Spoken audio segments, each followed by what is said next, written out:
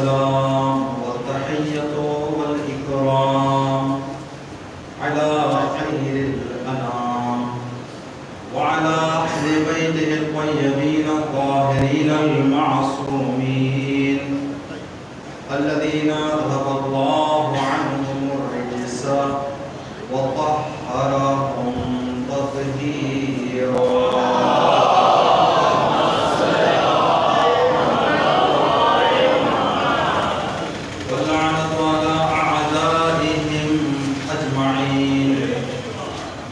اللهم اكشف هذه الأمة عن هذه الأمة بحضوره وعجل لنا ظهوره إنهم يرونه بعيدا ونراه قريبا برحمتك يا أرحم الراحمين.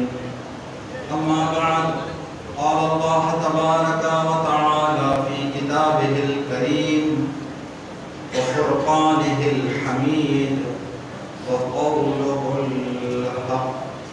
بسم الله الرحمن الرحيم. ولو أن أهل القرى آمنوا واتقوا لفتحنا عليهم بركات من السماء والأرض. صدق الله العلي العظيم. صدق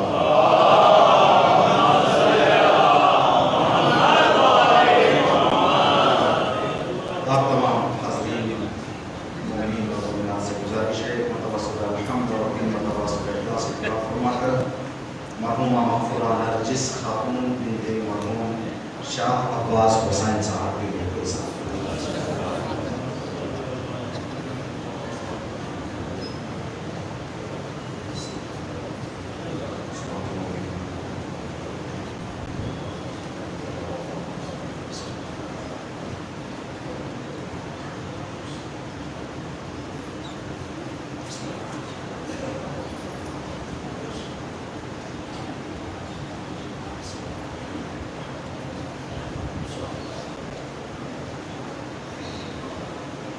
اس مجلس اعضاء کی قبولیت کے لیے اور اس مجلس اعضاء کے اجر و ثواب کو مرحومہ نرجس خاتون کے روح وصال ہونے کے لیے مرحومہ کی مغفرت، درجات کی بلندی، برزخی مراحل میں آسانی، جنت الفردوس میں سیدہ کا جوار نصیب ہونے کے لیے صلوات علی محمد.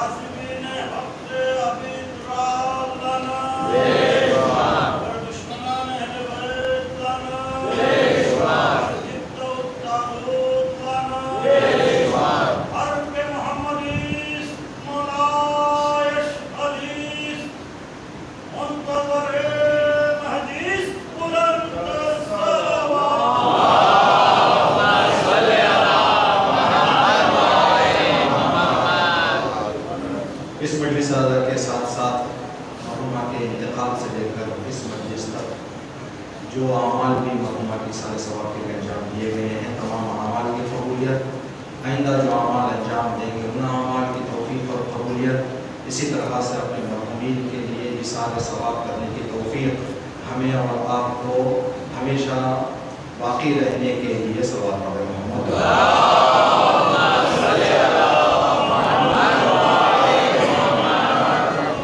جہاں کہیں پر بھی اہل بیت کے چاہنے والے زندگی کر رہے ہیں، سب کی جان مال عزت اور عقل کی حفاظت، امام کی سلامتی اور امام کے جلد ظہور کے لیے صلوات علی محمد.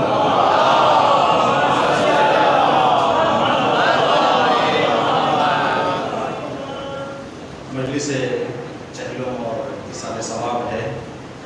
خداوند عالم کا بے انتہا شکر گزار ہوں کہ ایک مرتبہ اور آپ حضرات کے دیار میں اور اس مقدس شہر میں حاضر ہونے کا اللہ نے موقع عطا فرمایا اور حضرات کی زیارت دل کے تسلی اور دل کے سکون کا ایام فاطمیہ وطن میں گزری ہیں.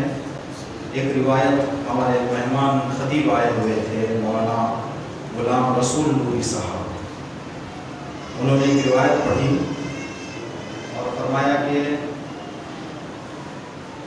مومنین کے چہروں کی زیارت کا ثواب کیا ہے۔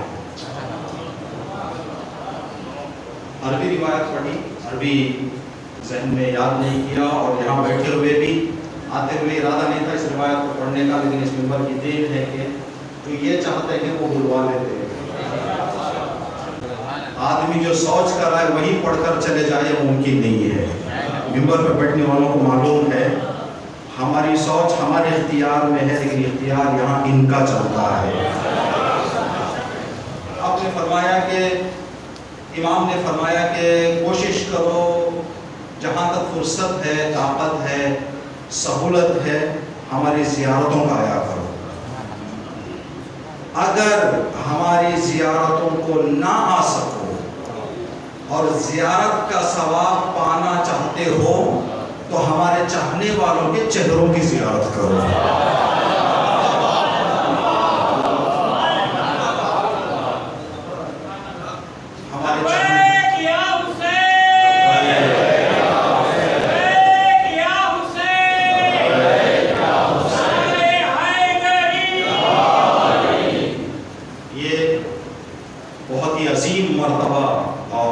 فضیلت ہے جو اس درس سے جڑے رہنے والوں کو اللہ عطا کرتا ہے۔ میرے محمد و آل محمد، اس عظیم عظمت کے لیے صلوات پڑھ دے محمد و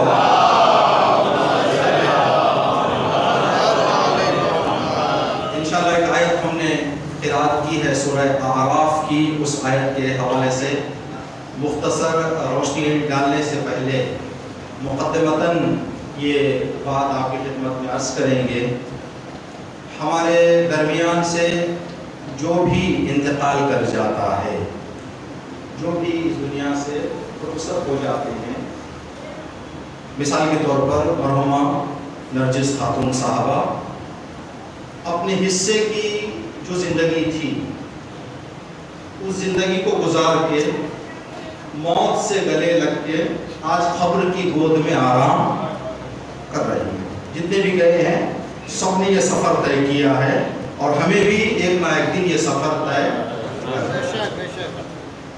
تو اس کو اگر دوسرے زاویے سے بتانا چاہیں تو یوں کہہ سکتے ہیں کہ مرحومہ اور جتنے بھی مرحومین اور مرحومات ہیں سب نے اپنی معمولی وقتیہ اور گزرنے والی زندگی کو ختم کر کے ایک نہ گزرنے والی زندگی کی شروعات کی ہے۔ یہ جو دنیا میں ہم زندگی کر رہے ہیں اس زندگی کا ٹائم فکس ہے، ٹھیک 50 سال 60 سال 70 سال۔ آج دنیا تحقیق کر کے بتاتی ہے اس ملک کے لوگوں کی متوسط اور اوریج ایج 70 ہے، اس ملک کے لوگوں کی ایک اوریج ایج 80 ہے، یہ دنیا آج بتاتی ہے۔ تو یہاں پر مشخص ہے، محدود ہے، لیکن اس دنیا سے گزر کر اس دنیا میں جو ہم داخل ہوں گے وہاں نہ عمر کی قید ہے نہ وقت کا کوئی پابندی ہے۔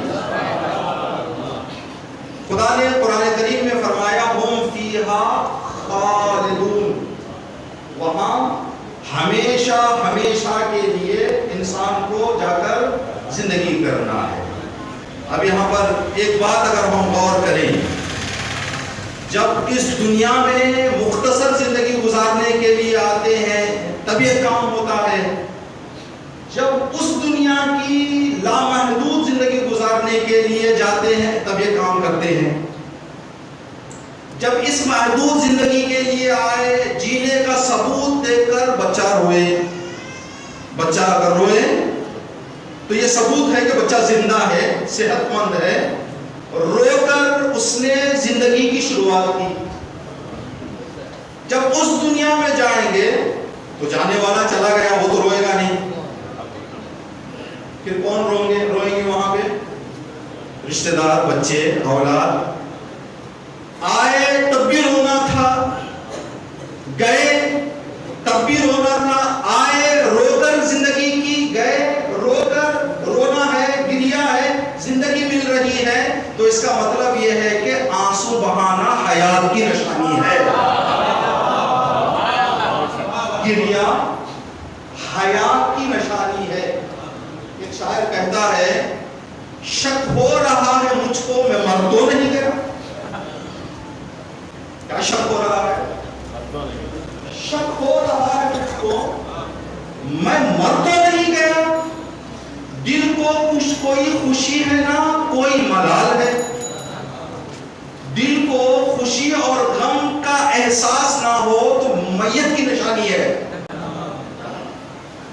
خوشی کے موقع پر خوش ہونا، غم کے موقع پر غمگین ہونا، یہ حیات کی نشانی ہے.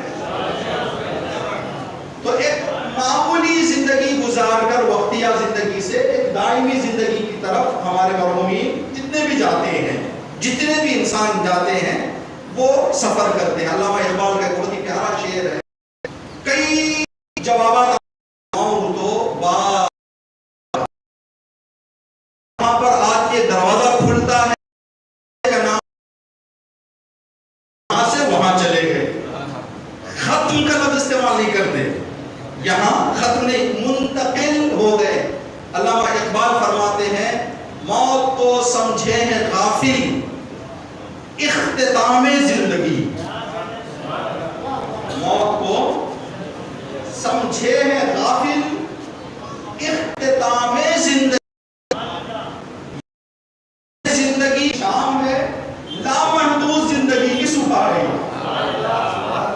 یہ ہے شام زندگی، صبح ہے دوام زندگی. ٹھیک، جب ہم اس دنیا میں زندگی کرتے ہیں تو زندگی کے دوران ہر ایک کے خطاب ہوتے ہیں، الگ الگ نام سے بلایا جاتا ہے. ابھی جو مرحومین اس دنیا سے جا چکے ہیں ان کو ہم پکارنا چاہیں تو کیا پکاریں گے؟ جو مرحومین ہمارے درمیان آواز دینا چاہیں، ان کو پکارنا کیا کہہ کر پکاریں؟ ہمارے آقا و مولا امیر المومنین علی ابی طالب علیہ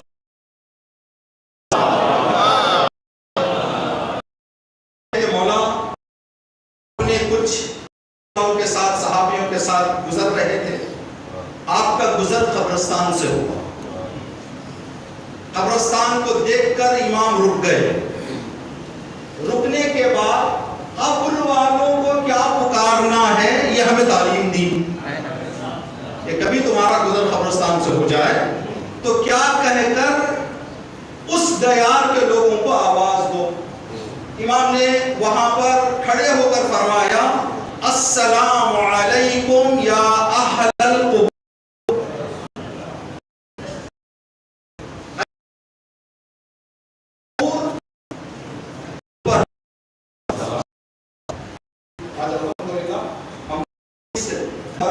یہی لکھا السلام علیکم یا اہل القبور. انشاءاللہ اس سلام کے حوالے سے کچھ اور ایک بھی ہے، ماں کے حوالے سے کچھ جملے عرض کرنا ہے. کوئی اگر کوئی مناسبت جاتی ہے تو آپ کی خدمت کریں گے. تو ہم جا کر کہیں گے السلام علیکم یا اہل القبور. تو اب یہاں پر آج کی اس مجلس میں ہم چاہیں گے کہ اہل القبور کا معنی سمجھیں. ٹھیک، تو اہل القبور سمجھنے سے پہلے اس سے پہلے کا جملہ کس کے لیے؟ صلوات علی محمد و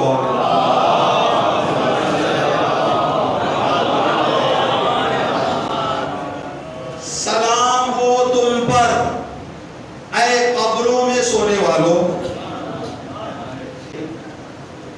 تو یہاں سے پہلے سلام کو ہم غور کریں. سلام کا معنی کیا ہے؟ سلام کا معنی آپ انگلش میں دیکھیں گے پیر. تو مرنے والوں کو کون سی سلامتی مانگ رہے ہیں؟ مرنے والوں کے لیے کون سی سلامتی ہے؟ ایک عظیم شخصیت ہے، ایت محبت کرتا ہے. انتقال کے بعد پورے شہر والے باہر جا کر بیٹے سے کہیں کہ جس باپ کے بغیر تم جی نہیں سکتے تمہارے بابا آئے نہیں، تمہارے والد ہیں، والد صاحب کی میت کے ساتھ آپ تنہا، ہم سب باہر جا رہے ہیں، تاکہ آپ ادھر رہیں، میں جاؤں گا. باپ سے کہیں بیٹے پر گزار لیں، شاید بہت زیادہ کام کے لیے. میت سے ہم ڈرتے ہیں، رات میں تنہائی میں قبرستان جانے سے لگتا ہے، ٹھیک، لیکن یہ کہا گیا ہے ہمیں کہ جب قبرستان جاؤ تو قبروں کو یہ کہہ کر اندر جانے کا اعلان کرو کہ قبروں میں سونے والوں تم کو میرے طرف سے کچھ خطرہ ہونے والا نہیں ہے، نہ ڈرو. دین کہہ رہا ہے کہ قبر والوں کو زندوں سے خطرہ ہے. کہیں پر نہیں ملتا کہ مردوں سے زندوں کو خطرہ ہے. مردوں کو جو بندہ مر گیا ہے، ٹھیک، اس سے کوئی خطرہ ہونے والا نہیں ہے. اب خطرہ ہے تو زندوں سے مردوں کو ہے. کیا خطرہ ہو سکتا ہے زندوں سے مردوں کو؟ جائیں قبر پر، ہم ایک دوسرے کی پہچان رکھنے والے ہیں، کسی پتھر پر نگاہ پڑ گئی، ان کے زندگی کا کوئی ایک غلط واقعہ ہمیں یاد آ گیا، کر کے چلے جائیں، کو بتا دیں تو ان کے لیے تکلیف جاتا ہے. جب قبرستان جانا تو مرحومین کے غلط چیزیں جو کبھی تمہارے ذہن میں رہ گئی ہیں، نہ ان کو ذہن میں لانا، نہ بتانا، صرف مرحومین کی خوبیوں کا ذکر کرو. ابھی آپ حضرات میں سے جو بھی خدا طول عمر بابرکت دے، سیدہ فاطمہ زہرا سلام اللہ کے سب کو ایک کو کوئی کہے نعوذ باللہ، مثال عرض کر دیں کہ آپ جھوٹے ہیں، تو وہ اٹھ کے کھڑے ہو کر کہہ سکتا ہے بھائی تمہارا سمجھو، دلیل بتاؤ، دفاع کر سکتا ہے. زندہ آدمی، مردے کا دفاع کریں گے؟ مردوں سے دفاع کی طاقت چھن جاتی ہے. اب جو بھی ہوتا ہے صرف حملہ ہوتا ہے، دفاع نہیں کر سکتے وہ. اس لیے کہا گیا ہے کہ مرحومین کے اچھائیوں کو یاد کرو، برائیوں کو کبھی یاد نہ کرو. ہماری جان قربان دین کے ان تعلیمات پر. مالک اشتر کو امام گورنر بنا کر بھیج رہے تھے، کہا مالک اگر تمہاری آنکھوں کے سامنے، تمہاری نگاہوں میں کہ کسی نے حرام کام انجام دے دیا، دوسرے دن کسی کام سے وہ تمہارے سے ملاقات کو آ جائے، اس کو ذلت کی نگاہ سے دیکھنے کا حق تجھے نہیں ہے.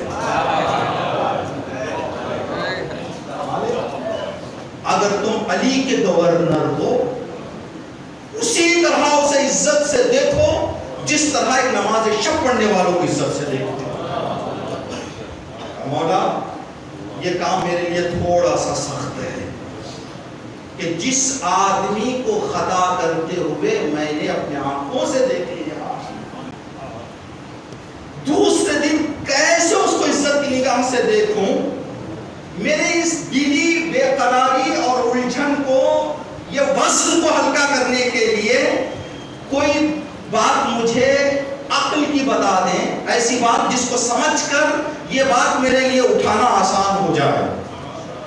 امام نے فرمایا مالک بس اتنا جان لو، تم نے گناہ کرتے ہوئے تو دیکھ لیا، توبہ کرتے ہوئے دیکھا؟ گھر جا کر توبہ کر لی، توبہ شاید اس نے کر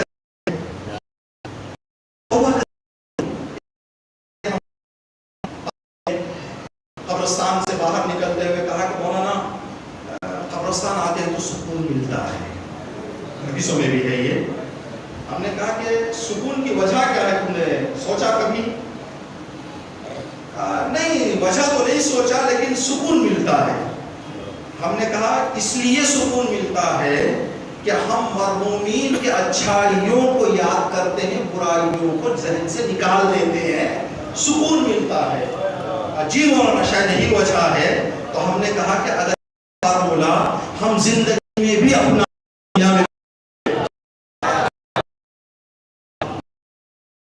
سکون ملے گا اگر ہم ایک دوسرے کی اچھائیوں پر نگاہ کریں، برائی اپنے ذہن کو خالی کریں. لیکن ہم الٹے ایک غلطی کچھ ہو گئی ایسے نگاہ پر اس غلطی ملا کے دیکھتے ہیں، فلاں جگہ پر یہ صاحب نے یہ کیا تھا، فلاں جگہ پر انہوں نے یہ کیا تھا. جب وہ آئیں گے سامنے تو ان کا چہرہ برا ہی لگے گا، محبت نہیں رہے گی، نفرت رہے گی، ملاقات کرنے کا دل نہیں کرے گا. کیوں؟ اس لیے کہ ایک بندے کو خطا سے جوڑ کر دیکھ رہے ہیں. ایک بندے کو یہاں پر آئے ہوئے تھے مبارک رمضان میں، وہاں پر پنجشاں میں ایک بات کہی تھی. ماہ مبارک رمضان میں ہم لوگ دعا کرتے ہیں اللہم ادخل علی اہل القبور السرور، پروردگار تمام اہل قبور کے قبروں میں خوشیاں داخل کر دے. خدا کہے گا تیری دعا قبول کروں؟ پروردگار ہاں. مومنین کے قبروں کی میں خوشیاں داخل کرنا تجھے پسند ہے؟ پروردگار ہاں. اگر تو زندوں کے دلوں میں خوشیاں داخل کرے گا تو تیری دعا مان کر میں مردوں کے قبروں میں خوشیاں ڈالوں گا. تو زندوں کے دلوں کو دکھا کر مردوں کے قبروں میں خوشیاں مانتا ہے. پہلے زندوں کے دلوں کو خوش کرنا سیکھ، اس کے بعد مردوں کے لیے قبروں میں خوشیاں مان. زندوں کو تکلیف دے کر مردوں کو خوشیاں مانگتے ہیں. ہماری اکثر دعاؤں کے مستجاب نہ ہونے کی وجہ یہ ہے ہم جس چیز کو مانگ رہے ہیں اس چیز کی حقیقت کو سمجھتے نہیں ہیں،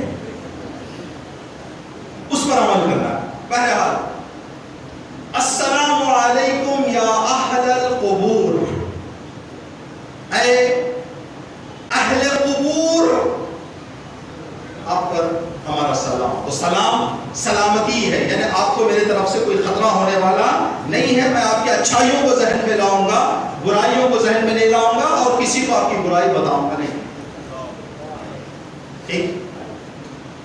کل ایک روایت نمبر 8 صفحہ نمبر 51 میں ایک سمجھنے کے لیے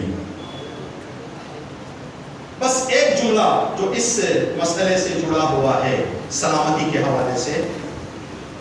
کہتے ہیں کہ جب جنت میں اللہ جنتیوں کو داخل کرے گا، جو بھی جنت کے حقدار ہوں گے ان کو جنت جانے کا اللہ کی طرف سے حکم ہوگا، تو وہ جنت کے دروازے پر کھڑے ہو کر کہیں گے پروردگار ہماری با ایمان زندگی کی طاقت کیا ہے، عظمت کیا ہے، فضیلت دیکھنا چاہتے ہیں. پاور ہے ہمارا، زندگی ہم نے گزاری ہے، ہمیں کیا طاقت ملی ہے، وہ طاقت آج ہم یہاں پر دیکھنا چاہتے ہیں. تو اللہ کی آواز آئے گی تمہاری طاقت اگر دیکھنا چاہتے ہو. 4-5 چیزیں اللہ نے وہاں پر ذکر کی. بس ایک چیز، جس نے بھی تمہیں محب اہل بیت ہونے کی وجہ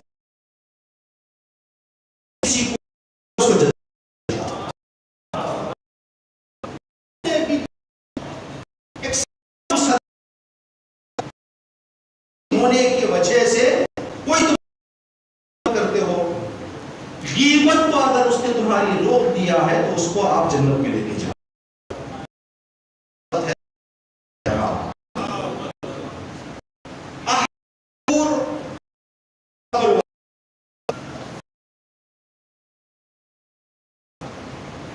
اہل کا معنی کیا ہے؟ اہل القبور میں اہل کا معنی، اہل کے کئی معنی ہیں. ایک معنی اہل یعنی والے، اہل یعنی والے. کیسے؟ مثال سمجھے، اہل نگرم کیا ہے معنی؟ نگرم. ٹھیک، مولانا تشریف فرما ہے ہمارے بزرگ. فارسی میں جب کسی لفظ کے بعد میم لگا دیتے ہیں نا، میم لگا دے تو معنی بدل جاتا ہے. اگر ناروں میں لگاتے ہیں نگر نگر گلی گلی، نگر کا کیا معنی؟ نگر یعنی بستی، جہاں لوگ رہتے ہیں، لوگ جہاں ایک جگہ جمع کر کے زندگی کریں اس کو نگر بھی کہا جاتا ہے. آپ کے شہر کا نام نگر. کتاب یعنی کتاب، اگر فارسی میں کہیں کتابم میری کتاب. شہر شہر شہرم میرا شہر. نگر نگر نگرم میرا نگر. یہ زمین اور یہ شہر اتنا محبتوں والا ہے کہ کسی کو پرایا نہیں لگتا، سب کو اپنا بنا دیتا.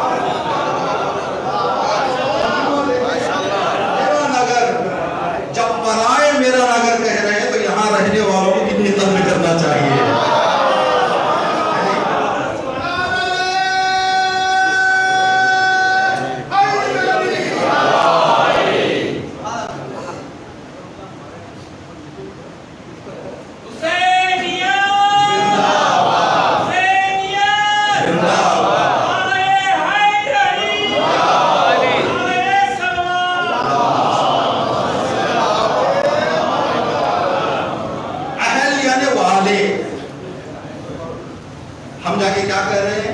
اے قبروں والے، اے قبر والوں، تم پر ہمارا سلام. اس کے بعد آگے بھی کہتے ہیں السلام علیکم یا اہل لا الہ الا اللہ من اہل لا الہ الا اللہ کیف وجدتم قول لا الہ الا اللہ. ٹھیک. اہل القبور، قبر والوں. ٹھیک. اہل کی کیا پہچان؟ اہل کسے کہتے ہیں؟ آپ اہل نگرم ہیں، ہم یہاں پر آپ کی خدمت کرنے کے لیے حاضر ہوئے ہیں. ابھی ہم نگرم میں ہیں، کیا ہم اہل نگرم کہہ سکتے ہیں؟ کیونکہ ابھی میں یہاں بیٹھا ہوں، آپ کے شہر میں ہوں، آپ کے سامنے ہوں. کیوں؟ اس لیے کہ جو اہل ہوتا ہے وہ وہیں کا ہوتا ہے، باہر کا آ کر جانے والے کو اہل نہیں کہتے. جو ہمیشہ ہمیشہ جہاں کا ہو جائے اس کو اہل کہتے ہیں. جو باہر سے اندر آئے، ایک مہینہ بھی رہ جائے، اس کو اہل نہیں کہتے. ٹھیک. ہم جائیں زیارتوں کے لیے، مکہ جائیں حج انجام دینے کے لیے، اللہ سب کو نصیب فرمائے انشاءاللہ. ایک مہینہ وہاں پر رہے تو کیا ہم اہل مکہ ہو جائیں گے؟ وہاں رہ کر بھی کہاں والے ہیں ہم؟ اہل ہندوستان، اہل نگرم. ٹھیک. ہم کہیں کے ہو جانا چاہیں تو ایک ہمیشہ ہمیشہ جہاں انسان رہ رہا ہے وہاں والوں کو اہل کہتے ہیں. جو باہر سے آ جائیں ان کو نہیں کہتے.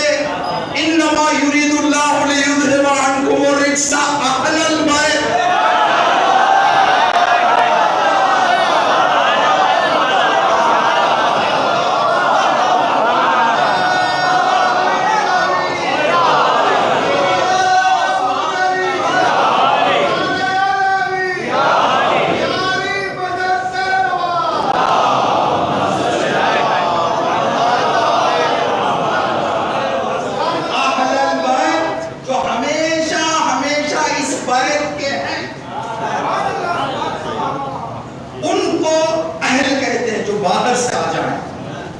سلمہ قریب آ کر کہنے لگی یا رسول اللہ میں بھی آیت تطہیر چادر تطہیر میں آ جاؤں؟ تو رسول خدا نے فرمایا انت بخیر، آپ نیک ہو لیکن اہل بیت کے دائرے میں. اہل بیت جو ہمیشہ ہمیشہ جہاں پر رہ جائیں ان کو اہل بیت. اگر کوئی ایک ملک میں رہنے والا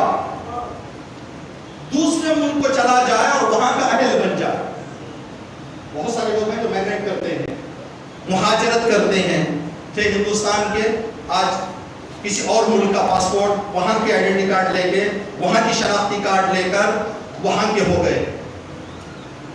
اب وہ کہیں کہ ہم وہاں کے رہ کر یہاں کے قانون پر عمل کریں گے، چلے گا؟ جب اہل ہو جائیں تو جہاں کے اہل کہلائے جا رہے ہیں وہاں کے قانون پر عمل کرنا ہوگا۔ ٹھیک، جیسے آپ خدا سلامت رکھے، آپ نگرم والے، اہل نگرم، ہم آئے ہیں علی پور سے، اہل علی پور، زبان فرق ہے یا نہیں؟ تھوڑی بہت زبان فرق ہے یا نہیں؟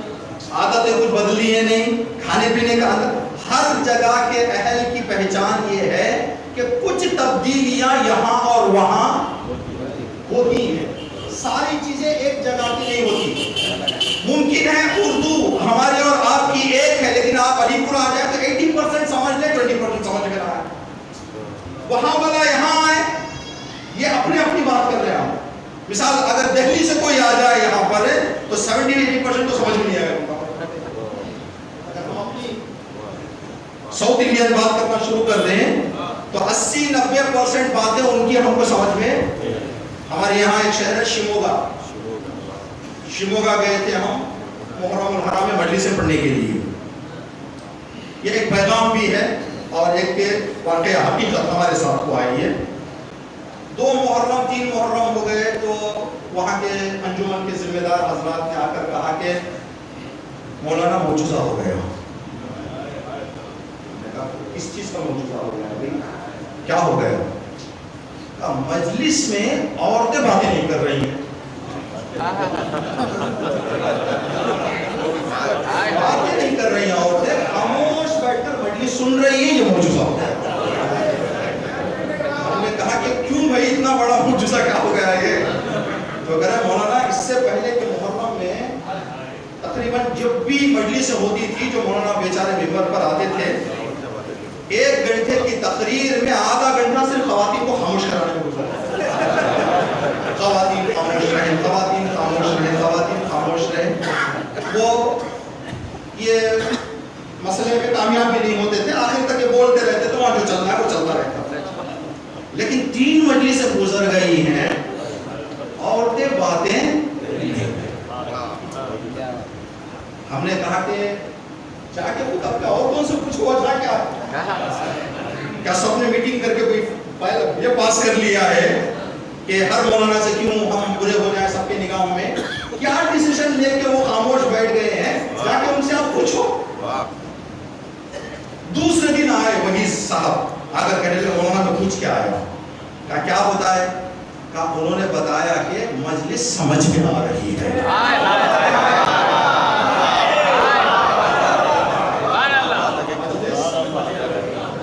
اس لیے کہ اس سے پہلے اس علاقے کے مولانا کو بلایا جاتا تھا جن کی 70% باتیں لوگوں کو سمجھ میں نہیں آتی تھی۔ قرآن کا یہ حکم ہے، اللہ فرماتا ہے کہ ہم نے ہر نبی کو اس علاقے کی لوکل لینگویج سکھا کر بھیجا تاکہ بہتر کمیونیکیشن ہو سکے۔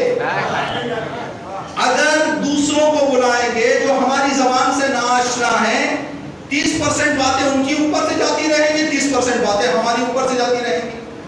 جب ایک ماحول کے بتائی جائیں باتیں تو باتیں اچھی طرح سے سب جو اہل ہوتے ہیں، جو اہل جیسے آپ حضرات اور ہم نے دیکھیں یہ حقیقت ہے، اس لیے کہ ہمارے جوان بچے بھی ہیں، چھوٹے بچے ہیں، صاحبان اولاد ہیں، خدا آپ کے اولاد کی حفاظت کرے۔ ہم ایک باہری ملک گئے تھے مجالس کے لیے، چھوٹے چھوٹے بچے 7, 8, 10 سال کے 8-10 بچے جمع ہو گئے۔ ذہن میں ایک بات آئی، ان بچوں کو تنہائی میں مل گئے بچے۔ ہم نے ایک سوال کیا بچوں سے کہ آپ مجلس میں جو آ رہے ہیں پسند سے آ رہے ہیں یا مجبوری میں؟ اب یقین مانیں کہ بچوں کا جواب کیا تھا؟ 10 کے 10 بچوں نے جواب دیا مولانا ہم مجبوری میں آ رہے ہیں۔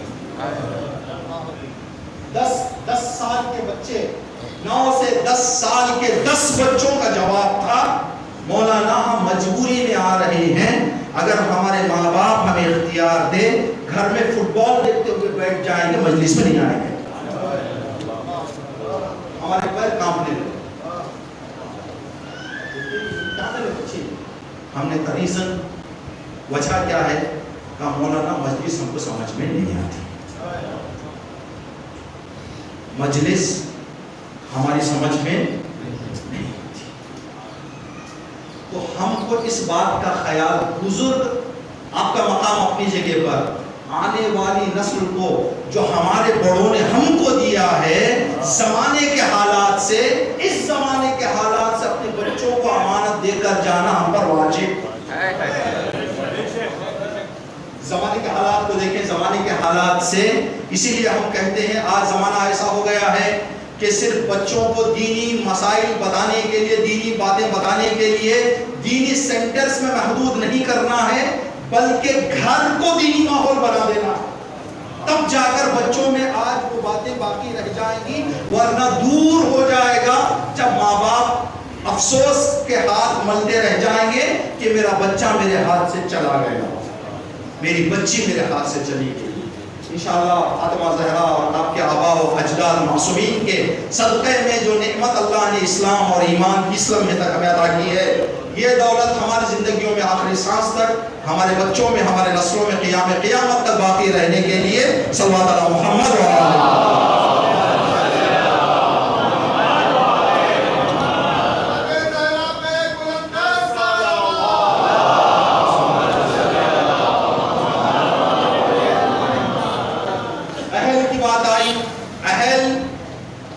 ایسے ہیں کہ وہاں کی کچھ خصوصیات الگ ہوتی ہیں۔ نگر والے مومن، نگروں والے کسی دوسرے شہر میں نگروں والے مومن سے مل جائیں تو آپس میں اپنی زبان میں گفتگو شروع کر دیں گے، ٹھیک۔ ایک یہودی آیا، ایک کتاب ہے کتاب فضائل ابن شازان نے لکھی ہے، اس کتاب میں روایت نقل ہے۔ ایک یہودی آیا، آ کر رسول اللہ سے کہنے لگا، یا رسول اللہ آپ اپنے آپ کو اشرف المرسلین کہتے ہیں، سید المرسلین، سب سے بڑے نبی آپ، یہ دنیا آپ بتا رہے ہیں، اللہ نے ابراہیم کو خلیل کہا، آپ کو کیا کہا؟ اللہ نے موسیٰ سے باتیں کی، آپ سے کیا کی؟ عیسیٰ مردوں کو زندہ کرتے تھے، یہ کام تو ہم نے نہیں دیکھا، یہ کام نہ کرتے ہوئے بھی اشرف الانبیاء کیسے ہیں؟ نبی نے فرمایا، اللہ نے اگر ابراہیم کو خلیل بنایا ہے تو مجھے حبیب بنایا۔ حبیب کا درجہ خلیل سے، مثال کے ذریعے آپ خود یہ بات عرض کریں، ایک وضاحت زیادہ دوبارہ سامنے پڑھتے ہیں۔ السلام علیکہ یا وارث ابراہیم خلیل، السلام علیکہ یا وارث محمد، یعنی حضرت ابراہیم خلیل، نبی کریم حبیب۔ کیا فرق ہے حبیب اور کریم میں، حبیب اور خلیل میں؟ آپ ڈکشنری اٹھا کے دیکھیں، خلیل کا معنی بھی دوست، حبیب کا معنی بھی دوست، صدیق کا معنی بھی دوست، صدیق دوست، خلیل دوست، حبیب دوست، تینوں کا معنی دوست ہے، لیکن کچھ فرق ہے۔ وہ کیا فرق ہے؟ ایک بچہ کالج میں ایڈمیشن اس نے لیا، پہلے دن جا کر بیٹھے، بازو ایک بچہ بیٹھا ہوا تھا، ایک اسٹوڈنٹ، ہیلو خیریت سے، آپ کہاں، کون سے کالج میں پڑھ کے آئے، کون سے اسکول میں پڑھ کے آئے؟ ایک دوسرے سے آپ کا نمبر مجھے دے دیں، یہ دوست ہو گئے یا نہیں؟ اس دوستی کو کہتے ہیں صدیق، یعنی ایک دوسرے کے کیا ہو گئے، یہ صدیق ہو گئے۔ اب اس کے بعد ان کی شادی میں وہ آنے لگے، ان کی شادی میں یہ جانے لگے، ان کے گھر یہ، ان کے گھر وہ، یہ دوستی مضبوط ہو کر تھوڑا اونچی چلی گئی، تو صدیق سے اوپر جا کر کہاں چلے گئے؟ حبیب، معاف کیجیے، خلیل۔ اب ایک دوست کو پریشانی آ گئی، اب اس نے فون کیا، بھائی میں پریشان ہوں، تھوڑا آ جائیں گے؟ نہیں مجھے ٹائم نہیں ہے، تھوڑا میں بزی ہوں۔ تو یہ صاحب خلیل تک تو پہنچے، آگے نہیں بڑھے۔ جو مشکلات اور ضرورت کے وقت کام آ جائے، اور انسان ضرورت کے وقت جس پر بھروسہ کرتا ہے، جس دوست پر، اس کو کہتے ہیں حبیب۔ سے خلیل، خلیل سے حبیب. یہی وجہ ہے خلیل اور حبیب کے فرق کو سمجھنا ہے. اللہ نے خلیل سے کہا بچے کو ذبح کرو، بچے کو ذبح کرنے کے لے کر گئے، کہا کہ اے ابراہیم آپ امتحان میں کامیاب، بچے کو لے کر چلے جائیں اس لیے کہ آپ خلیل ہیں. پیغمبر سے کہا کہ اے رسول دین کی حفاظت کے لیے آپ کے نواسے کی ضرورت ہے. رسول نے کہا یا اللہ میں پورے دل و جان سے اپنے بیٹے کو قربان کرنے کے لیے تیار ہوں. جس کی قربانی کو بلا کر واپس کر دیا جائے اسے خلیل کہتے ہیں، جس کی قربانی کو قبول کر لیا جاتا ہے اس کو حبیب کہتے ہیں.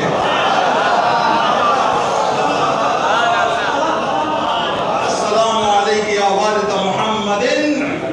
اگر اللہ نے ابراہیم کو خلیل چنا ہے تو مجھے حبیب چنا ہے. میرا درجہ بلند و بالا ہے.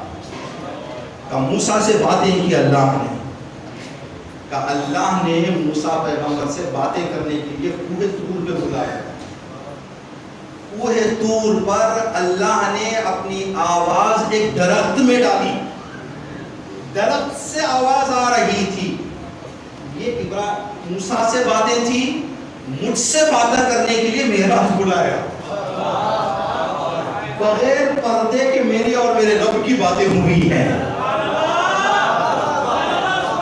تو یہ درجہ میرا اس درجے سے کہا یا رسول اللہ عیسیٰ زندہ کرتے تھے، تمہارے مردوں کو زندہ کر دوں، تمہارے مردوں کو زندہ کر دوں.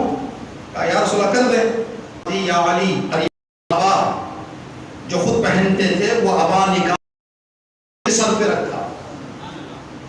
لوگوں سے کہا اب ان کے ساتھ جاؤ، مردوں کو زندہ کرنا کیسے ہوتا ہے دیکھ کر آؤ. ہم کہیں گے یا رسول اللہ انہوں نے آپ کے سید المرسلین ہونے کی دلیل مانگی تھی، علی کی نہیں. تو عجب نہیں رسول آواز دیں جب وسیع میں یہ طاقت ہے تو رسول کی کیا طاقت ہوگی. میں نے وسیع کو بھیجا. ہم جو بات عرض کرنے جا رہے ہیں ہر جگہ کے رہنے والوں کی خاص زبان ہوتی ہے. بہت سارے لوگ، یہ بھی ایک دنیا کا دستور ہے، ایسے جگہوں پر جو گلی کوچے میں بیٹھے رہتے ہیں لوگ وہ بھی آ جاتے ہیں اور دیکھتے کیا ہوگا کیا ہوگا. بیچ کے لوگ جو ہوتے ہیں نا وہ بھی بہت زیادہ ان چیزوں میں آگے بڑھ جاتے ہیں. ایک جمع غفیر ایک بڑا مجمع قبرستان پہنچا. مولا امیر المومنین قبروں کے درمیان گھومتے گھومتے باتیں کر، سوال جواب سوال جواب سوال جواب. کچھ امام کہہ رہے ہیں، کچھ جواب سن رہے ہیں. السلام علیکم، خیریت سے ہیں؟ کہاں گئے آپ لوگ؟ تو جواب تو آ رہا ہوگا نا. تو سب لوگ جیسے آواز سن رہے تھے، کیا باتیں چل رہی سمجھ میں نہیں آ رہا تھا. سب بکے بکے، آنکھیں کھلی ہوئی، چہرے کھلے ہوئے. یہ کون سی زبان ہے بھائی؟ مولا امیر المومنین نے مسکرا کر کہا تم صرف یہاں کے اہل ہو، ہم یہاں کے بھی اہل ہیں، وہاں کے بھی اہل ہیں. ہم یہاں کی زبان بھی جانتے ہیں، وہاں کی زبان بھی جانتے ہیں. جو اہل ہوتا ہے وہی گفتگو کر سکتا ہے، جو اہل نہ ہو وہ گفتگو نہیں کر سکتا. امام نے ایک آواز دی، قبروں سے مردے نکلے، جو کھڑے ہوئے تھے ان کا مرنا قریب تھا. سب نے ہاتھ جوڑ کر کہا کہ ہم سید المرسلین مان رہے ہیں، کبھی اعتراض اور اشکال نہیں کریں گے، کبھی اس حوالے سے گفتگو نہیں کریں گے. مردوں سے کہیں گے اندر چلے. اہل جو ہوتے ہیں آئے، ایک ماں کے حوالے سے بھی گفتگو کرنا ہے تو ایک ماں سے جوڑ کر. اہل کا ایک اور فارمولا یا پہچان یہ ہے، اہل خانہ جو ہوتے ہیں گھر والے، مثال کے طور پر شہر والے. ایک آپ کے شہر کا بچہ جو چھوٹا تھا تو آپ اس کو منا کہہ کر پکارا، آپ نے بیٹا کہہ کر پکارا، نام لے کر پکارا آپ نے. جیسے ہی وہ کسی عالی درجے پر پہنچ گئے، دینی تعلیم میں یا دنیا میں ڈاکٹر بن گئے، تو کل تک جس کو آپ نام لے کر پکارتے تھے پڑوس کے لوگ، گاؤں کے لوگ، اب ان کو نام پکارنا چھوڑ دیں گے. کہیں گے ڈاکٹر صاحب مست صاحب.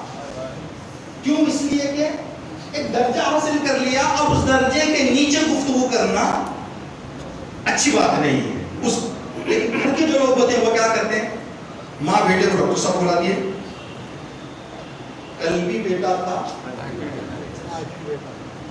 بیٹا بیٹا، باپ بھی کل بیٹا، بھائی بھائی بھائی. اب وہ ڈاکٹر صاحب نہیں بلاتے. ہر اہل ہونے کی ایک پہچان یہ ہے کہ جو گھریلو خطاب ہیں وہ بدلتے نہیں ہیں، جو ہے وہی، چاہے جو ہو جائے، چاہے جس درجے پر پہنچ جائے، جو خطاب ہے وہی پکارا جائے گا. ماں بیٹے کو بیٹا ہی کہے گی، چاہے ڈاکٹر، انجینئر، پروفیسر، مولانا کچھ بھی بن جائے. بیٹا کیا کر رہے ہو؟ بیٹا قریب آؤ، بیٹا جلدی آؤ. اب اس کو ہم دیکھنا چاہیں قرآن میں، ایک آیت اللہ نے نازل کی قرآن کریم میں، اے مسلمانوں جیسے تم ایک دوسرے کو بلایا کرتے ہو ویسے رسول کو نہ بلاؤ. لوگ آگے چلتے چلتے کیا محمد، رسول ان کا جواب دیتے. اللہ نے کہا کہ یہ اچھی بات نہیں ہے. رسول اللہ کے درجے پر پہنچنے کے بعد کل تک جو بچپن کا خطاب تم دیا کرتے تھے وہ خطاب نہ دو. آج کے بعد یا نبی اللہ، یا رسول اللہ، یہ خطابات کہو. پرانے خطاب، جاہلیت کے خطاب، معمولی خطاب رسول کو نہ کرو. یہ آیت نازل ہو گئی. مسلمانوں نے پکارنے میں اپنا طریقہ بدل دیا. کل تک یا محمد کہنے والے صلی اللہ علیہ وسلم، آج کل یا رسول اللہ، یا نبی اللہ. آیت گھر تک پہنچی کہ ایک آیت نازل ہوئی ہے، نبی گھر تشریف لائے، بیٹی قریب آئی باپ سے ملاقات کے لیے. السلام علیک یا رسول اللہ. اس نے، بیٹی نے باپ سے کہا السلام علیک یا رسول اللہ. باپ نے بیٹی کو گلے سے لگایا. اب بیٹی وہ جو اہل نہیں ہوتے ان کے لیے ہے. اہل جو بیٹی باپ کو باپ ہی کہے، چاہے باپ جس درجے پہ بھی پہنچ جائے، بیٹی سب مجھے رسول کہیں. مجھے اچھا لگتا ہے جب تم بابا کہتی ہو، مجھے اچھا لگتا ہے جو مجھے اچھا لگے وہ پکارو. یہ اہل کی پہچان ہے، اہل کی پہچان. جب اس طرح کی بیٹی جو باپ کے مقام اور مرتبے کو سمجھنے والی ہو. علماء کی اجازت سے ایک بات آپ کی خدمت میں عرض کریں. ایک مشہور روایت یا تاریخی جملہ ہے کہ امام حسین علیہ السلام نے فرمایا کہ جس گھر میں رباب اور سکینہ ہو وہاں مجھے سکون ملتا ہے. ٹھیک؟ تو آپ جائیں دوسرے کا چوتھے امام اور چوتھے امام کی والدہ، ان کے بارے میں کیوں فرمایا امام نے؟ اور رسول اللہ نے جناب فاطمہ زہرا کو جو خطاب دیا تھا، ام ابیہا، باپ کی بیٹی، باپ کی ماں. ٹھیک؟ تو اس کے پیچھے علماء بتاتے ہیں کہ جناب سکینہ اور رباب جو گھر جاتے تھے، امام حسین تو فرماتے تھے مجھے سکون ملتا. اس کی ایک وجہ یہ ہے کہ ہر آدمی کی ذمہ داری کے اعتبار سے مصروفیات الگ ہوتی ہیں. گھر والے بزرگ باپ کی ذمہ داری اور ان کی مصروفیت کو سمجھ کر ان کے ساتھ پیش آئیں تو وہاں سکون ملتا ہے. باپ کوئی ذمہ دار ہے، گھر میں آنے کے فوراً بعد گھر کے بچے، زوجہ، دوسرے تیسرے ان کے ذہن کو پریشان کرنا شروع کر دیں تو وہ جلدی آنے کی بجائے گھر انتظار کریں گے کہ وقت ٹل جائے بعد جاؤں، تاکہ ذہن جاؤں گا تو ڈسٹرب ہو جائے گا. جہاں انسان کے مقام اور مرتبے کو سمجھ کر پیش آیا جاتا ہے، گھر کے آدمی کو اس گھر میں سکون ملتا ہے. امام حسین نے ہماری ماں اور بچیوں کو یہ پیغام دیا ہے کہ دیکھو سکینہ کم سنی کے باوجود رباب چھوٹے بچوں کو رکھتے ہوئے میرے مقام کو سمجھ کر میرے سے پیش آتی تھی، جس کی وجہ سے مجھے سکون ملتا. جناب رسول اللہ نے اپنی بیٹی سے کہا کہ ام ابیہا. اس کے کچھ وجوہات بتائے گئے ہیں. ماں کا کیا مقام ہے، اس کو آپ مسائل کے روپ میں بھی دیکھ سکتے ہیں اور فضائل میں بھی ماں کے مقام کو بھی درد اور اس کو سمجھنے کے لیے قرآن کریم میں اللہ نے ماں باپ دونوں کا خیال کرنے اور احسان کرنے کا حکم دیا ہے، لیکن خصوصی توجہ جو کی ہے وہ ماں کی. خصوصی توجہ ماں کی. حملتہ امہ، خدا نے اس کو، ماں نے اس کو اپنے بطن میں اٹھایا ہے جبکہ ہر لمحہ سختیوں میں گزرتا. دودھ پلانے کا جو دور گزرا ہے سختیوں سے، اس دور کو بھی مانے. اس لیے کہ حکم ہوا تھا. بس ایک گزارش یہ پیغام عرض کرنے کے بعد، صحیفہ سجادیہ کی دعا نمبر 24 جسے بھی توفیق ہو جائیں اس صحیفہ سجادیہ کی دعا نمبر 24 کا ترجمہ ہو ہے. صحیفہ سجادیہ میں چوتھے امام کی دعائیں ہیں، ٹھیک، اور امام نے جو دعائیں طلب کی ہیں ان دعاؤں کا جو ترجمہ ہے، ایک مطلب عرض کرنا تھا، وقت کے دامن میں گنجائش نہیں ہے، انشاءاللہ کبھی موقع ملے تو عرض کریں گے. تاکہ ایک مولانا نے ایک کرسچن کو صحیفہ سجادیہ کی جو ایک مصیبتوں میں گرفتار ہو جائے جو دعا ہے 7ویں یا 9ویں دعا، اس کے 3-4 جملے لکھ کر کرسچن آدمی کو دے دیے. تو اس نے ملاقات کر کے کہا کہ میں نے پوری بائبل پڑھ لی، مجھے تسلی نہیں ہوئی، ان 3 جملوں میں مجھے سکون ملتا. ان 3 جملوں میں آخر یہ کس کے جملے ہیں؟ وہ کہتا میرے گھر میں نے رکھا ہوا تھا، ہمارے چرچ کے فادر آئے ہوئے تھے، میں نے ان کو بتایا تو وہ لے کر چلے گئے. یہ سنہرے جملات کہاں سے مل گئے تمہیں؟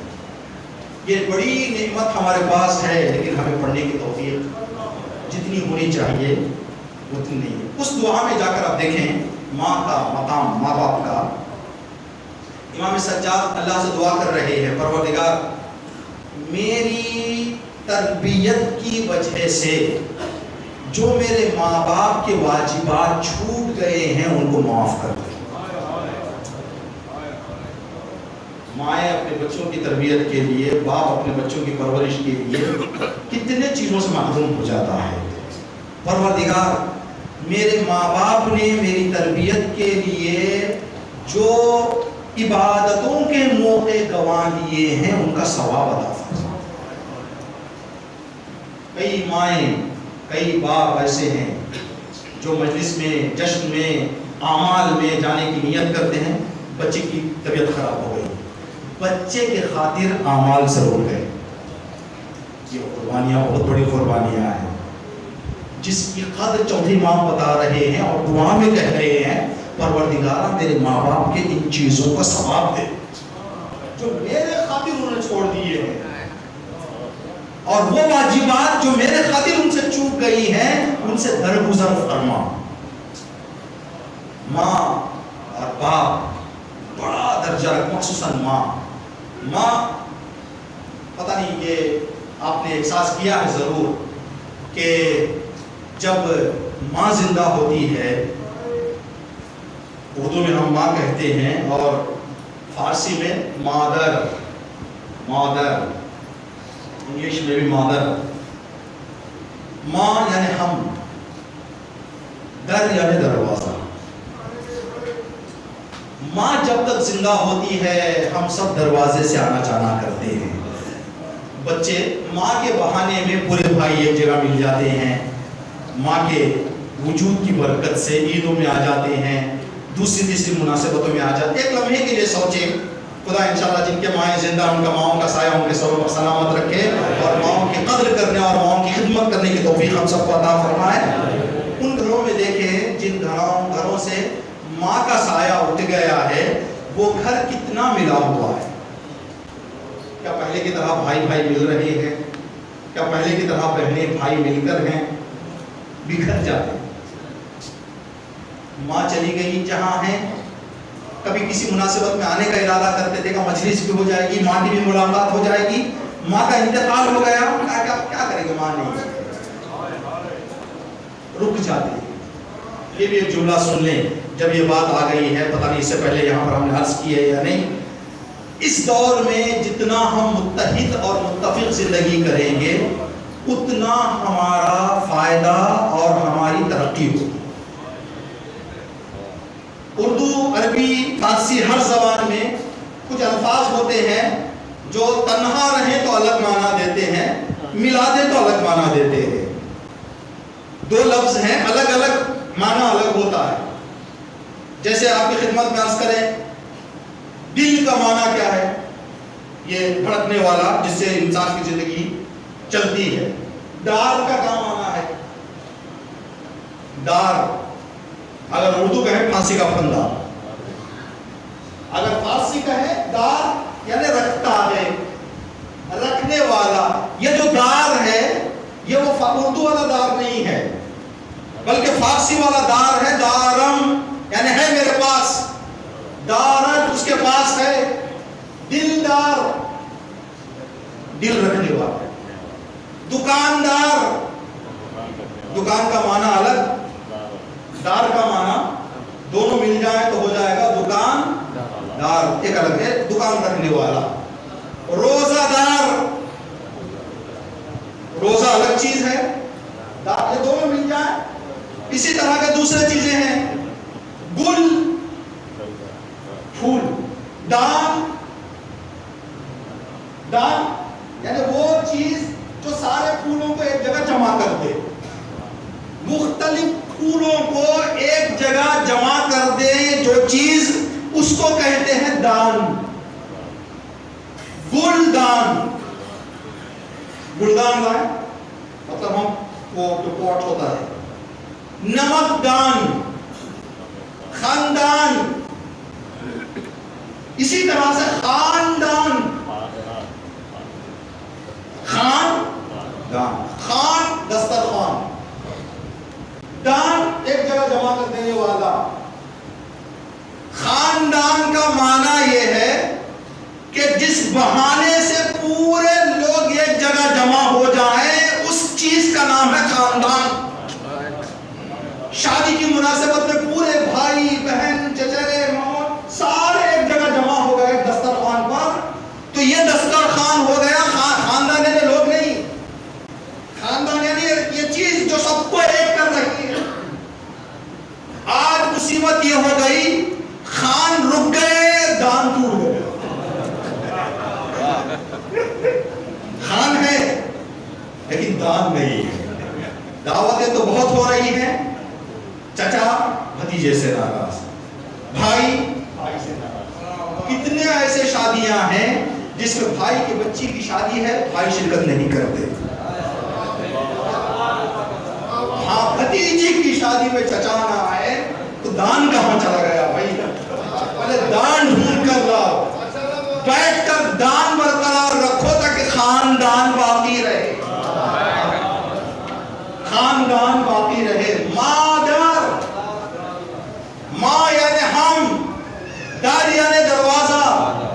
یہ نام کے پیچھے بھی شاید فلسفہ یہ ہے، جب تک ماں ہوتی ہے سارے بچے ایک در کے ہوتے ہیں، جب ماں چلی جائے بچے در بدر ہو جاتے ہیں، بچے بکھر جاتے ہیں. اس کی مصیبت اور مصائب کی مثال آپ کی خدمت میں بتائیں. جب تک فاطمہ مادر اہل بیت زندہ تھی سب مدینے میں تھے. مادر کا سایہ اٹھا، کوئی کربلا، کوئی کاظمین، کوئی سامرا، کوئی مشہد، فاطمہ کی کھیتی بکھر گئی. فاطمہ کے بچے آج کہاں کہاں ہیں، کچھ مدینے میں، کچھ عراق میں، کچھ ایران میں، اس لیے کہ مادر کا سایہ چلا ہے. ماں اگر ہو تو بچے بچوں کو ایک چھت کے نیچے ماں جمع کر رکھتی ہے. اگر ماں کے دل کو ہم اس دنیا میں خوش رکھنا چاہتے ہیں، ماں کے جانے کے بعد جو ماں کی تمنا ہوتی ہے میرے بچے ایک ساتھ رہیں. اگر بچے ایک ساتھ رہیں گے ماں وہاں پر خوش. یہ کون سی ماں؟ یہ اہل بیت، اماموں کی ماں. ایام فاطمیہ گزر گئے، پہلی ایام فاطمیہ. الحمدللہ بہت سارے مومنین نے شرکت کی، بہت سارے مومنین نے شرکت کی. جب جلوس نکلا، جنہوں نے دیکھا ہے لائیو، انہوں نے دیکھا ہزاروں کی تعداد میں لوگ جمع ہوئے تھے. ایک خیال آیا ذہن میں، اس خیال نے دل کو بہت رلایا. آپ کے شہر میں بھی ضرور ایسا ہوگا، ہمارے یہاں بھی ہوتا ہے. کسی مومن یا مومنہ کا انتقال ہو جائے، جیسے انتقال ہو جاتا ہے پرسہ دینے کے لیے، تسلیت پیش کرنے کے لیے گھروں سے آتے ہیں. آنے کے بعد پہلا سوال یہ کرتے ہیں کہ جنازہ کب اٹھے گا، جنازہ کب اٹھے گا. جب جنازہ اٹھنے کا وقت بتایا جاتا ہے، جو دور دور کے ہوتے ہیں، جو رشتے کے نہیں ہوتے، وہ پھر اپنے گھروں کو چلے جاتے ہیں، آرام سے اپنے گھروں میں رہتے ہیں. جب وقت آ جاتا ہے جنازے کو اٹھنے کا، پھر اپنے گھروں سے آ جاتے ہیں. آپ نے دیکھا ہے، ہاں کسی کے رشتہ دار دور ہوں تو اپنی جگہ پر، پھر وہاں سے بھی آئیں گے. جہاں باہر ملک کے بھی اگر رشتہ دار ہوں تو آ جائیں گے. جب فاطمہ زہرا کے نام کا تابوت اٹھ رہا تھا، جلوس نکل رہا تھا، ذہن میں خیال آیا آخر 1400 سال کے بعد بھی یہ بی بی کا درد کیا ہے. اتنی زیادہ بھیڑ ایک بی بی کے نام پر جلوس میں. کیوں؟ اس لیے کہ جو غربت سیارہ کی ہے، ابھی جو مجلسیں ہوئی وہاں پر مسائل میں ذکر کیا گیا. چند جملے، یہ بھی احساسی جملہ ہے، آپ محسوس کریں اس کو. خدا نہ کرے اگر کسی جوان ماں کا انتقال ہو جائے، ایک 25 سال 26 سال 30 سال کی ماں کا انتقال ہو جائے، جیسے ہی پتا چلے گا کہ ماں کا انتقال ہو گیا ہے، پہلا سوال جو سننے والے کرتے ہیں، بچے کتنے ہیں؟ 4 سال کا بچہ ہے، 3 سال کا بچہ ہے. بچوں کا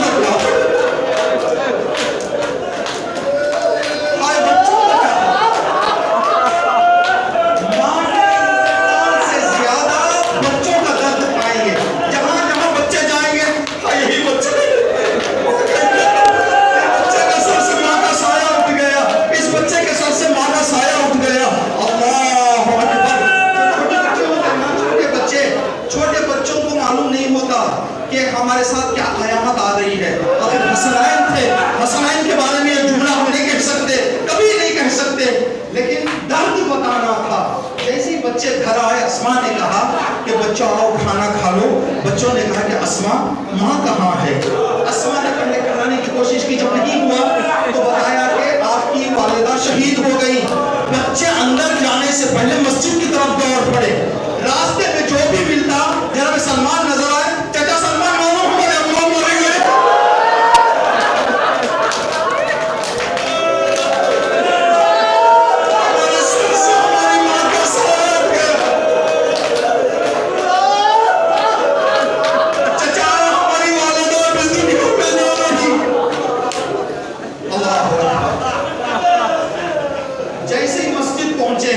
حسن اور امام حسین. کسی خطیب سے ہم نے سنا کہ پوری زندگی میں علی علیہ السلام 2 مرتبہ سورج کی طرف سے زمین پر گرے ہیں، چہرے کی طرف سے زمین پر گرے ہیں 2 مرتبہ پوری زندگی میں امام علی علیہ السلام. ایک مرتبہ اس وقت جب ابن ملجم نے ضربت لگائی تو امام سورج کے بل زمین پر گر پڑے. ایک دوسرا اس وقت جب میرا مولا بیٹھا ہوا تھا، حسن اور حسین دوڑتے دوڑتے جانے کے بعد کہنے لگے، بابا اماں اب اس دنیا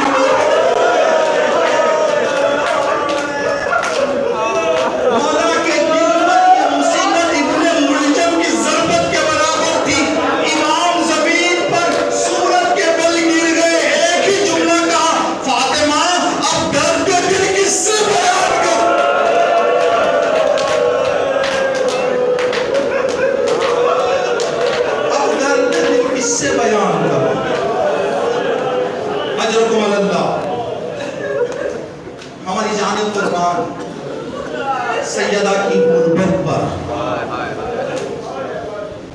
کبھی کبھی دیکھیں یہ انسان ہے, انسان کی فکر ہے, فکر جتنا عربی خیالات آ جاتے ہیں, سوالات آ جاتے ہیں. عربی زبان میں سب کا معنی جب وضو کرتے ہیں, وضو کرتے وقت یہ بتایا گیا ہے کہ اپنے ہاتھ پر پانی کو سب کریں. سب کریں یعنی ایک گلاس میں یا ایک لوٹے میں پانی دے کر کنڈیل دینا. سب کا معنی ہے کنڈیل دینا. عربی میں سب کا معنی ہے کنڈیل دینا. فاطمہ زہرا کے مسائل کے جملے کو اس معنی کو ذہن میں رکھ کر سنیں. صبت علیہ مصائب. بابا آپ کے جانے کے بعد مجھ پر مصائب کنڈیل کیے گئے. دھیمے مجھے ستایا نہیں گیا. ایک ساتھ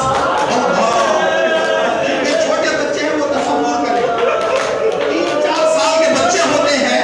3-4 سال کے بچے گھر آئے اسکول سے, آنے کے بعد دیکھیں ماں بیمار ہے. جب ماں بیمار ہے تو بچے باپ کی طرف چلے جائیں گے. باپ ہے ہمت سے گھر میں رہیں گے. باپ بیمار ہو گیا, ماں بیٹھی ہوئی ہے, تو بچے ماں کے وجود اور ماں کے صحت مند ہونے کی وجہ سے ہمت میں رہیں گے. خدا نہ کرے بچے گھر آئیں, ایک بستر پر ماں پڑی ہوئی ہو, ایک بستر پر باپ لیٹا ہوا ہو. بچوں کی حالت کیا ہو؟ فاطمہ کے چھوٹے چھوٹے بچے گھر میں تھے. دروازے کے نیچے فاطمہ تھی, علی کے گلے پہ رسی. بچے دیکھ رہے تھے مدد کرے تو کس کی کرے, مدد کو بلائے تو کسے بلائے. بابا مظلوم ہے,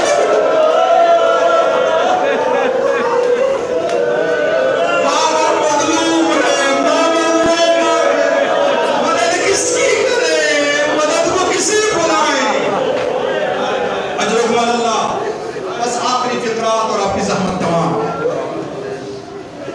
ان ایام میں یا جب بھی آپ کو موقع ملے, اپنی دعاؤں میں جو بھی آپ اللہ سے مانگنا چاہتے ہیں مانگیں, لیکن اس دعا کو ضرور مانگیں جو دعا فاطمہ نے دروازے کے نیچے مانگی.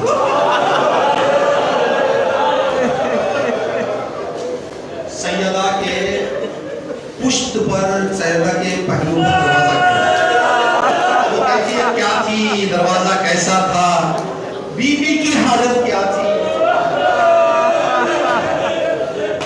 ایک ماں جس کے پیٹ میں بچہ پل رہا ہو, اس پہ تیزی سے اٹھنے تک تو ہم نہیں دیتے, لیکن سیدہ پر کیا کریں. جیسے ہی دروازہ گرا, وطن میں محسن تھے سیدہ کے, جیسے ہی گرا فاطمہ کو یقین ہو گیا کہ محسن شہید ہو گئے. اب یہ حالت وہ حالت ہے جہاں پر ایک عورت کو عورتوں کی مدد کی ضرورت ہے. جناب فاطمہ نے علی علیہ السلام کے ہوتے ہوئے, مشکل کشا کے ہوتے ہوئے, دروازے کے نیچے سے پہلا جو جملہ کہا, فضا میری مدد کو جلدی, فضا جلدی میری مدد کو آؤ. جناب فضا قریب پہنچی. ایک عورت, ایک معظمہ دروازے کے نیچے ہے. ایک معظمہ, ایک عورت دروازہ اٹھانے کی کوشش کر رہی ہے. عورت نارمل حالت میں طاقت نہیں رکھتی, مصیبتوں کے وقت کہاں پر عورت کے پاس طاقت آتی ہے. پیر لرز جاتے ہیں, دل تڑپ جاتا ہے, بدن کی طاقت چھن جاتی ہے. ارے علی جیسا مولا جب مصیبت سن کر منہ کے بل زمین پر گر جاتا ہے تو مصیبت فاطمہ جناب فضا نے دیکھا. جب کوشش کیا دروازہ اٹھانے کی, نہ ہو سکا. سیدہ تڑپ رہی تھی, تڑپتے تڑپتے ایک ہی جملہ کہا, بیٹا مہدی تو کب آئے گا, بیٹا مہدی تو کب آئے گا, بیٹا کب میرا انتقام لے گا. عجب نہیں میرا مولا آواز اما فاطمہ حکم پروردگار ہے, آپ کا بیٹا مشیت پروردگار. اللہ لعنت اللہ علی القوم الظالمین. سیعلم الذین ظلموا ای منقلب ینقلبون. الحمدللہ رب العالمین. ربنا تقبل منا انك انت السميع العليم.